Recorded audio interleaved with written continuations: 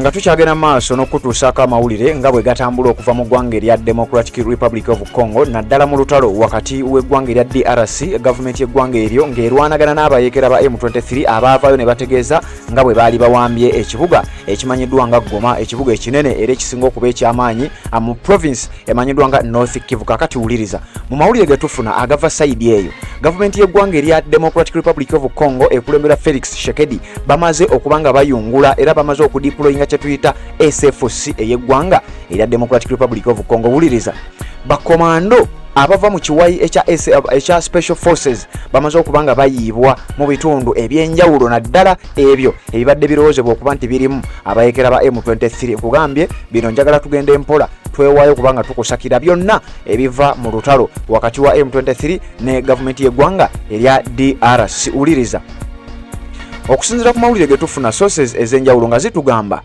nti eggwanga erya Democratic Republic of Congo lyagaana okugenda mu nteeseganya ne Paul Kagame akulembera eggwanga erya Rwanda kubanga yavaayo n'ategeeza nti ye tali mabega wa M23 nti era M23 tabamanyi era ne mu katambi akamu akatambula ke twakuwa wano yavaayo n'ategeeza nti bano bava mu ggwanga erya Uganda. Kakati we twogerera emmundu egenda mu maaso n'okuba nga eseka mu bitundu ebyenjawulo. Waliwo ekitundu ekimanyiddwa nga Bukavu nga kigambibwa okuba nti waliwo abamu ku balabiddwako nga either bandibanga ba M23 oba nga ba gavumenti y'eggwanga erya Rwanda nga bano balabiddwako nga bagezaako okutoloka era nga batolokera ku bwato. Jjukira wano waliwo omugga ogubaawula ate ngera waliwo omugga omulala ogwawula kye tuyita Kisenyi mu Uganda oba Gisenyi mu Rwanda. We twogereranga ne sayidi eyo kigambibwa okuba nti emmundu etandise okugenda mu maaso n'okuba ng'eseka era mbu Paul Kagame okusinziira ku sources ez'enjawulo batugamba nti aduumidde oba alagidde bannansi b'eggwanga erya Rwanda bonna babeere nga baggyibwayo mu kitundu ekyo ekimanyiddwa nga Gisenyi ku sayidi eya Uganda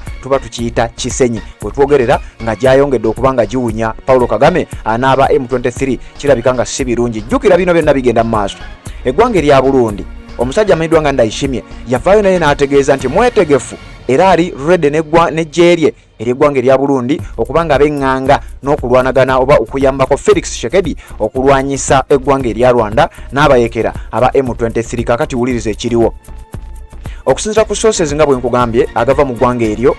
batugamba nti ba Special Forces Commandos batandise okuba nga bayiibwa mu bitundu ebyenjawulo naddala sayidi eziriko abayeekera ba M23 wabula nga si balala. Eggye ly'eggwanga erya Democratic Republic of Congo ligambibwa okuba nti litandise okudeployinga era nga lireeta abasajja abakambwe abalwanyi mu bitundu ebyenjawulo nti era emmundu egenda mu maaso n'okuba ng'eseka erabika ng'ereetedde aba M23 abamu ababadde bakyali sayidi ezimu okubeera nga badduka n'abantu ba bulijjo okubeera nga balabulwa okubeera nga bavaayo. Ba Special Forces Commandos aba eggwanga erya Democratic Republic of Congo bagambibwa okuba nti bayingidde dda eddwaniro. Jjukira emabegakaawo twakuwa amawulire ne tukutegeeza nti gavumenti y'eggwanga erya Democratic Republic of Congo Parliament yatuula neewa olukusa era nekkiriza omusajja mukulu amanyiddwa nga Felix Tshisekedi okubeera nga ate atwala amajege ne bwe kiba kyetaagisa kulumba Rwanda ng'eggwanga. Officially gavumenti ya Parliament y'eggwanga erya Democratic Republic of Congo baawa Felix Tshisekedi olukusa nti ssebo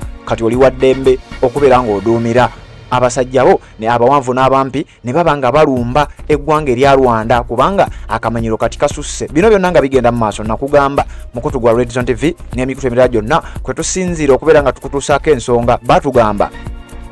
nti eggwanga erya Democratic Republic of Congo terikonsidaringangako akatundu aka North Kivu oba South Kivu nti byagenda mu mikono gy'abayeekera bano. Bo bagamba nti muwadde mugamba nti mwawamba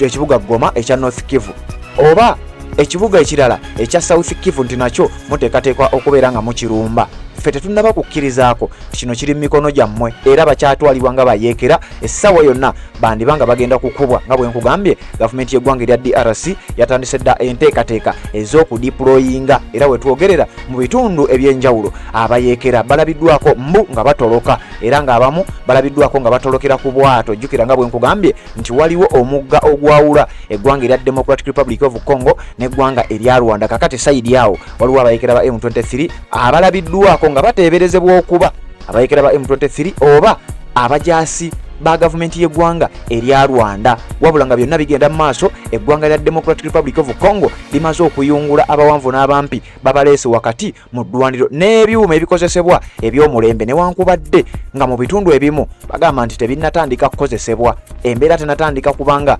eteeka egenda mu maaso era n'ebiragiro birabika tebinnatandika kubanga biweebwa wabula bba abasajja abakambwe abatasikikako musale betuyinza okuyita ba Special Forces Commandos bano baba ne training nga yanjawulo kwabo abalala bozze olaba abalwana era buli ggwanga litera okubeera n'abalwanyi nga ba SFC wadde wano twamanyira nnyo kya SFC ne baba ba Special Forces Commandos kakati we twogerera bamaze okuba nga basindikibwa mu lutalo okuyambako eggwanga erya Democratic Republic of Congo ate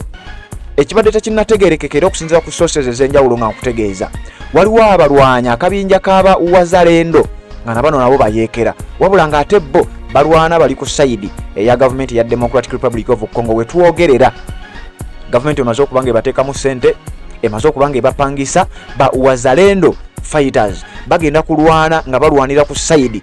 eya Democratic Republic of Congo nga balwanyisa M23 n'omukulu amanyidwa nga Paul Kagame Rutagambwa akulembera eggwanga erya Rwanda wetwogerera nga bwe nkugambye ebintu nno birabika byongedde okubanga biwanvuwa era eggwanga erya Rwanda si birungi yadde eddakiika n'emu jjukire mabega kaawo twakuwadde amawulire eggwanga erya South Africa nga nalyo lyamaze dda enteekateeka ez'okudiployinga era okuleeta amagye okugezaako okulwanirira amagye g'eggwanga erya South Africa n'okufuna obwenkanya eri abo abajaasi ba South Africa abattiddwa mu ggwanga erya Democratic Republic of Congo nga battibwa amagye g'eggwanga erya Rwanda wetwogerera nga olutalo lutandise okuba nga luwanvuwa gavumenti y'eggwanga erya Congo ediployinze ba SF aba Special Forces ebasindise wakati mu lutalo bamaze okuba nga babayiwayo naye nkugambye emmundu tennaba kubanga esumulukuka wabula bo bamaze okuba nga bateekebwayo ate ku bano ne bagattako ba Wazalendo oba ng'ozze ogoberera ensonga zino byenjogerako obitegeera bulungi nnyo wabula nga kigambibwa si birungi eri gavumenti y'omukulu amanyidwa nga Paul Kagame Rutagambwa kubanga bino byonna okusinziira ku bamanyi eby'omunda okusinziira ku sources ez'enjawulo batugamba nti biyinza okutambula ne biggwera paka mu kibuga Kigali ng'omukulu bamaze kubeera nga bamuwunzika mukutu gwa Red Zone TV webale kubanga okyagoberera atanaba kubanga osubscribinga ku channel eno atanaba kubanga followinga omukutu gwaffe gwa TikTok atanaba kubanga ofollowinga omukutu gwaffe ogwa Facebook nja kusaba ate kikole tubeere nga tutambula wano wokka wogenda okufuna ensonga eziva mu ggwanga erya DRC oba Democratic Republic of Congo era njagala okutegeeza tuwuliziganye mwezo updates ezigenda okubanga ziddako.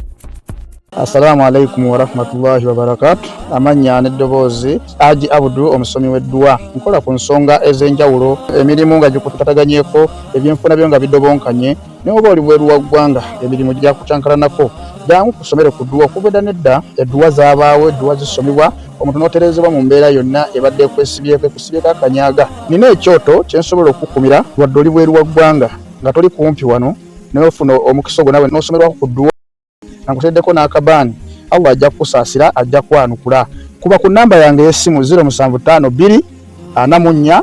71 56 ne ku WhatsApp kwendi mpereza obubaka sobole okuyamba. Assalamu alaikum.